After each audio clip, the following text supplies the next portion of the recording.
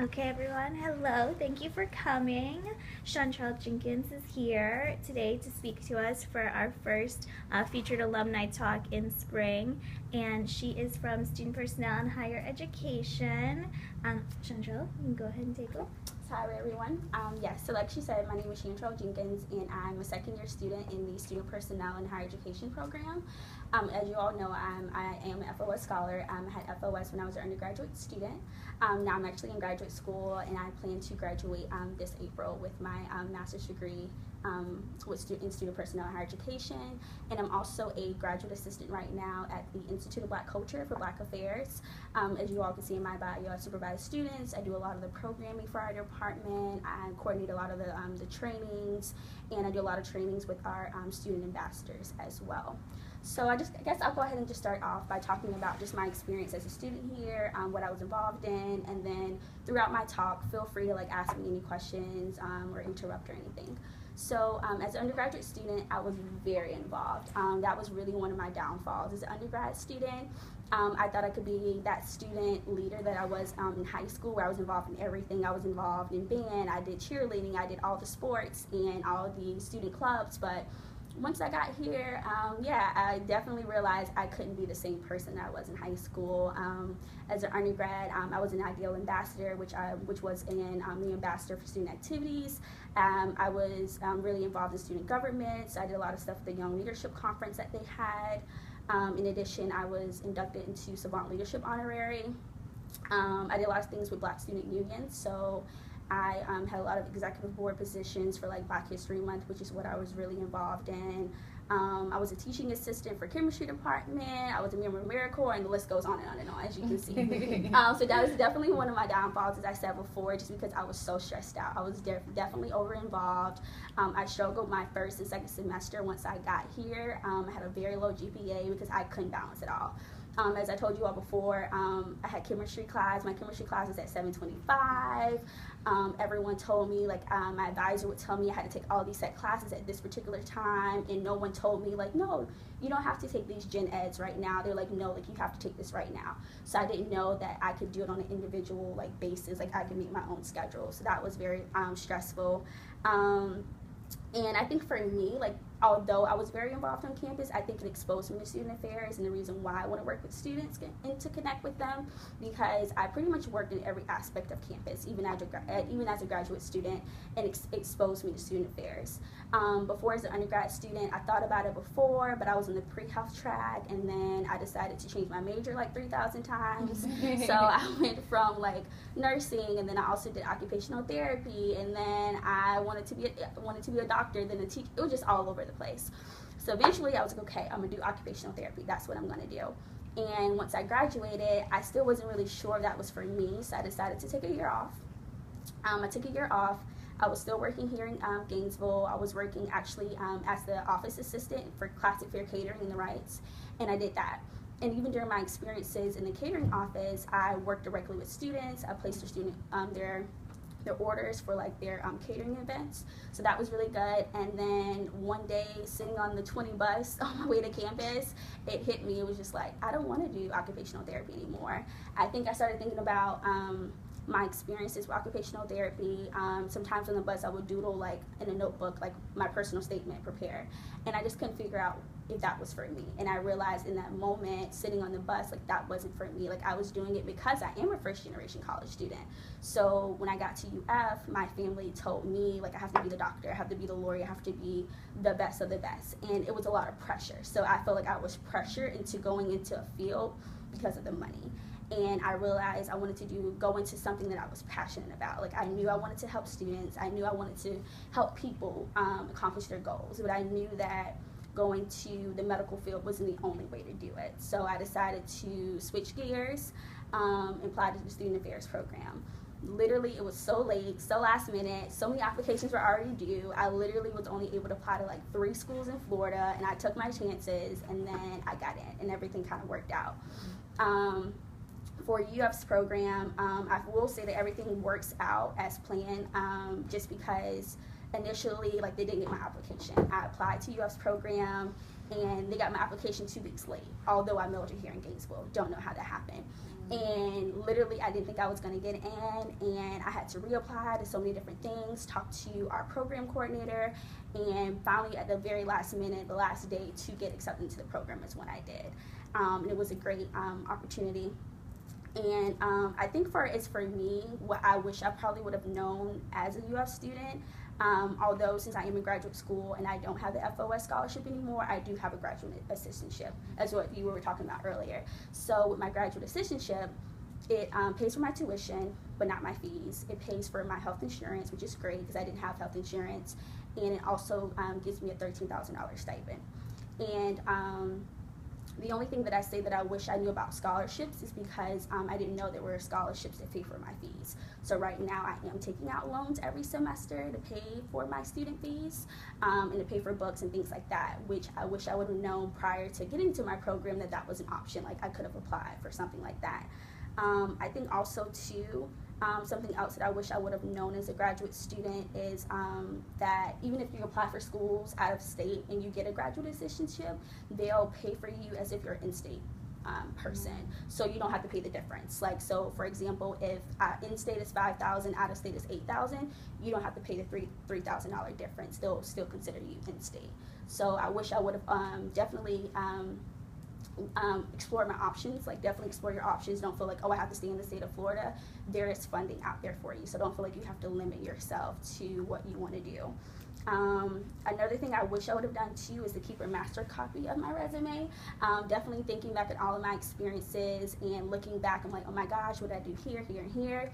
I used to delete a lot of things off my resume as opposed to just keeping it. So definitely, like, have a master copy and just add things and keep adding it and just keep it for the rest of your life, because you just never know when you may need to look back on it to refer to it. And I think the last thing I would say too is to apply to all awards here on campus, even if it's the most smallest award. Anything helps. Anything makes you look good on your resume. I definitely feel that I wish I would have stepped out of my comfort zone and apply. A lot of times I didn't apply for things because I wasn't confident in myself. I wasn't sure if I was gonna get it. So definitely be confident in yourself. Even if you don't get it, there's something out there for you. So never give up. Never feel like, oh, I'm not good enough as the next person. When you're applying for scholarships or just anything in life, you just never know what they're looking for. Like, you may be the person that they need for this particular scholarship, for this particular position. So don't compare yourself to others, because you are what makes you you, and no one else can be you. So I'm just going to open the floor if anyone has any questions or anything. Question: how did you find your graduate assistantship? Okay, so for my student affairs program, when you're applying online, in order for you to get into the program, you have to get an assistantship.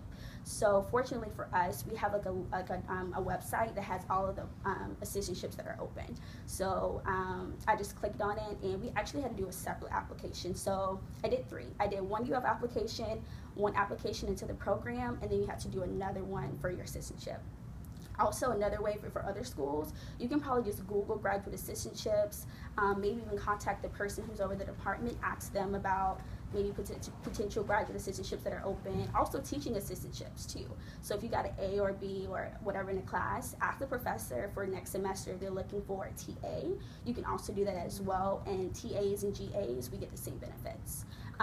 I work 20 hours a week, but I do have friends who work less than me because they have to just teach a class. So they may not have to do 20, they may do between 10 and 15, depending on how long the class is in office hours. You asked another question? Okay. Anyone else had a question? Not all master's programs will require an assistantship, because ours is very applied and practical in the higher ed student affairs world. A lot of the higher ed master's programs do require you to also get an assistantship. So it does happen sometimes that people get admitted to the program, but then they don't end up kind of ending up with an assistantship, and then you actually aren't continued into the admittance pool. Right. So you kind of have to get accepted for both. Right. But the program's usually really good at helping you find something. Right. So you can stay admitted. Yeah, like she said, you don't have to get an assistantship. It does help because you don't want to pay pay your tuition and fees out of pocket. So that would be definitely number 1 on my list when you're applying for school. See what assistantships are available. I know what some people like to do. They'll wait until they get admitted into the program and then apply.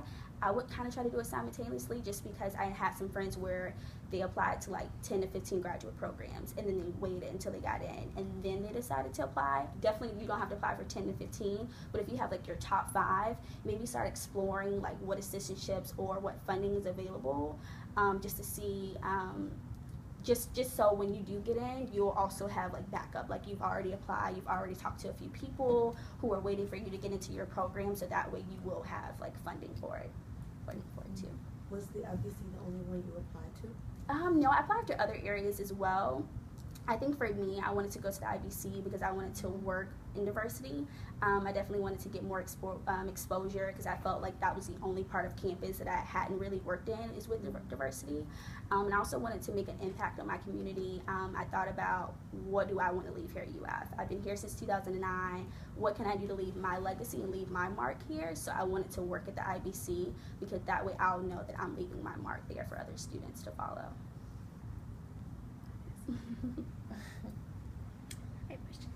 After you made the decision to change career paths, did you feel like your family understood, was supportive with your choice, your decision?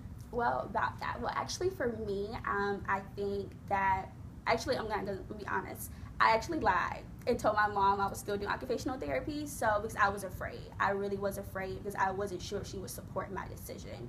And even while we were going to different campuses and doing visit days and all that, I was afraid to tell her that I wasn't doing occupational therapy anymore, because I felt like I was going to let her down and let my family down. But eventually, when I did tell her, I was surprised that she was excited. She was like, I'm so happy. I feel like a weight has been lifted. You're smiling more. You're more happy. She's like, you know, I always thought that I would disappoint her, and she's like, no, like, I wanted you to go to college and do what you wanted to do, what you're passionate for. So ever since then, she supports my decision. She may not know what exactly student affairs is, because every time I turn around, she says, oh, you're doing business, you're doing that. I'm like, no, it's student affairs. And that's the funny part about it. No one knows what student affairs is, but I definitely will say she supports my decision and going into student affairs. Yeah.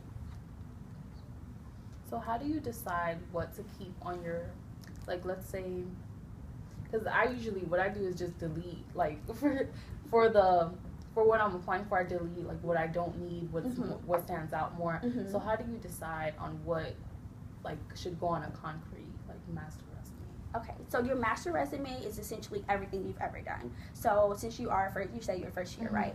I would just, everything that you're doing from here on out, just keep one master resume and just put everything on there. And then when you're applying for other positions, have a separate resume. So, like, for me, I would put Jenkins, Shantrell, and then whatever the position is for, and then actually have that resume set for that. It really depends. For example, if you want to go into teaching, you may want to highlight your experiences, like supervising students, teaching, if you were a TA or something like that. So things that are applicable for the position. If you're looking at going into student affairs, you may talk about your experiences being in student organizations, things of that nature. So it really just depends on what position it's for and what you want to highlight, and on your resume, and what you really want to showcase, like who you are, because your resume is really like making yourself more marketable.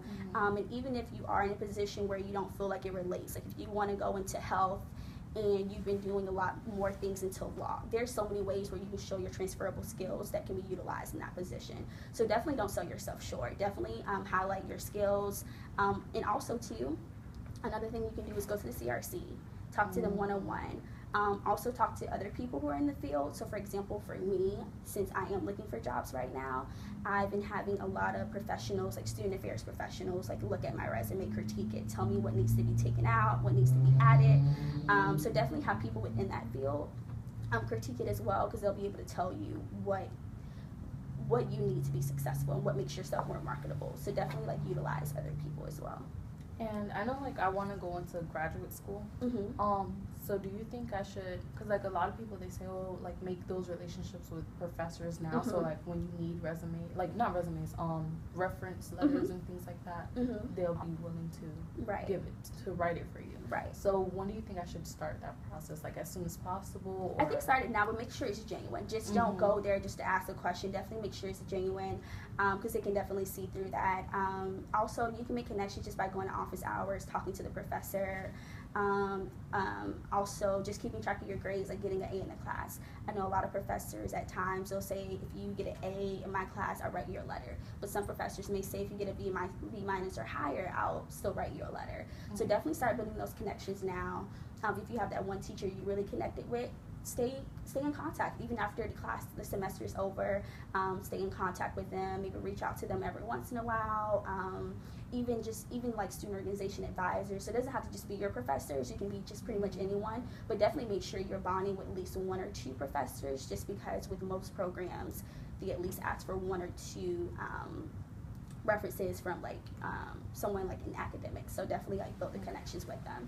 And I know your first year and it seems like so overwhelming right now trying to connect because you're like one of like hundreds, but definitely just do your best to make sure you're standing out amongst everyone else. So just reaching out to them, even ask for research possibilities or teaching. It's like even if you do a teaching assistant for like a class like the next semester that you got an A in, that's another way to build a relationship with them. So just trying to find like things that you all have in common and things that you can kind of continue talking about throughout the years. Did you have a mentor in higher education before you applied to the program? And if so, how beneficial was that relationship? I think for me, I had a lot of mentors, and I didn't even realize a lot of people that I connected with I looked at as my mentors until that time came. They were always someone that I just looked up to and I reached out to, but I never really titled them as a mentor until recently. It was definitely beneficial to have someone to talk to, because being a first generation college student, no one knows what I'm going through. No one knows the difference between an A and an A minus. They don't realize a minus is not the same as like a solid A. So it was definitely helpful just having a mentor and someone to talk to about applying to college, about my options. Like I never knew about graduate assistantships until I started applying for schools. So definitely just connecting with them, asking several questions. Like don't be afraid to ask. Always feel like there's no such thing as a stupid question. Like ask, research, reach out to people. A lot of times if they don't know the answer, they'll find the answer for you. So it was definitely beneficial, and also too, like looking back on it after having such great mentors, it made me want to be a great mentor. So whenever I have the opportunity to mentor other students, I try to, because I know how beneficial it was to like my personal and professional development, that now I want to reach back to other people. So even as an undergrad, I forgot to mention too that I was also an FOS mentor at one point as well. So definitely go reach back to the program, reach back to other undergraduate students, even if they're only 1 year younger than you. You were in their shoes at one point, so definitely reach out to them and try to connect and build those relationships to make sure they're feeling connected to the institution. Because I feel like that's the biggest thing with being a first generation college student. A lot of times you're in a big campus, you feel like you're alone, you're by yourself, so you're trying to find ways to where you feel at home. So definitely try to make those connections early on and help those students make the connections like you did, and just kind of try to help them throughout their collegiate experience. I have a question. So you mentioned you were job hunting at the moment. So like what kind of job or department do you want to work in now based after getting, basically almost being done with your degree, your experiences in IBC, and like just every experience you've had? Like what do you want to go into? So right now I'm actually looking at going into either res life or residential life, or going into student activities. I also wouldn't mind going into diversity as well, but I definitely think that that's actually a committee that I would like to serve on for my institution, and maybe work in another department since I've had that exposure. And I'm also open to other functional areas as well, but I think those are the two that I really I got really exposed to student affairs through my housing experience. Like I was an RA, then I was a desk assistant once I graduated, and even now I work for housing as a student assistant. So I really love working in housing. I was also that person that lived on campus all 4 years. There's nothing against it, so I would definitely recommend. And I actually live on campus now in graduate family housing. So I just love the college and student experience. What about long term in the field, 15, 20 years from now? What else do you see yourself being interested in doing? Or what like policies or things about the field kind of I think for me right now, my end goal is either to do become the dean of students or vice president of student affairs. It's like long term, so I'm kind of trying to set myself up now. And the tricky part about student affairs is not like occupational therapy or any other medical field where you take these set classes, you do this and this and this. There's no one set track for student affairs. Everyone has their own story. Everyone has their own path. So I think right now for me, I'm just trying to figure out how to write my story. I feel like now after I graduate, I'm starting an entire new chapter, a new book in my life. So now it's just like, how do I write my story and what I want to do? So I think right now I'm still kind of exposed to different things within student affairs. So I think right now, within the next 15, 20 years, I hope to have my PhD by then, and then one day just kind of just still work at a college campus, but at the administrative level. But always making sure I'm still having that interaction with students as much as possible, because this is the reason why I'm going into the field, is to work with students. Great. Any more questions? Well, what is, can you give, one piece of advice that you would give them as they prepare? I think for, let's see. Several pieces of advice. Yes, I have so many on here. It's never too late to start over. I think that's one biggest thing for me that I had to realize. If you did bad in the class, if you did bad on the exam, or you didn't do well at one interview, it's never too late to start over. It's never too late to improve in certain areas. Always ask for help. I think for me, being a first-generation college student, it was so hard for me once I got to UF to ask for help, because I automatically assumed I had to know everything, and you don't have to know everything. You can ask for help. This is the reason why we have the Broward Tutoring Center. This is the reason why you have other tutoring centers and other like mentors, and just ask for help at all times. For me, I let myself just stress out too much over classes, schools, just everything, because I didn't want to ask for help. So definitely feel like you can, even if, like I said before, if you have that one mentor, that one person who doesn't have all the answers, they can connect you with someone else. Utilize your resources you have on campus. There are so many people here who want to help you, so definitely make sure you're reaching out to them. Another thing too is to step out of your comfort zone. Do something different. Do something that you wouldn't typically do, whether that's skydiving, whether that's joining martial arts club. Just really step out of your comfort zone. Definitely working in university definitely allowed me to step out of my comfort zone and learn about other communities that I didn't have a lot of knowledge on before. So definitely interact with someone who doesn't look like you. Get to know them on a more personal level. Join that organization you didn't think that you would be able to get in. You never know. You never know what may happen. You may be that one person that stands out amongst them all. So never limit yourself, because the possibilities are limitless. And I will also say,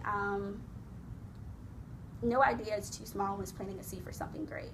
So that's always a quote that I've always lived by. Like, if you have that one idea, that one thing you want to do, it's not too small. Like, you can do it. You can accomplish it. You can be that one person that changes the world. So just always remember that. And that's it. So thank you, Shantrell, for coming with us today. I think that concludes our talk.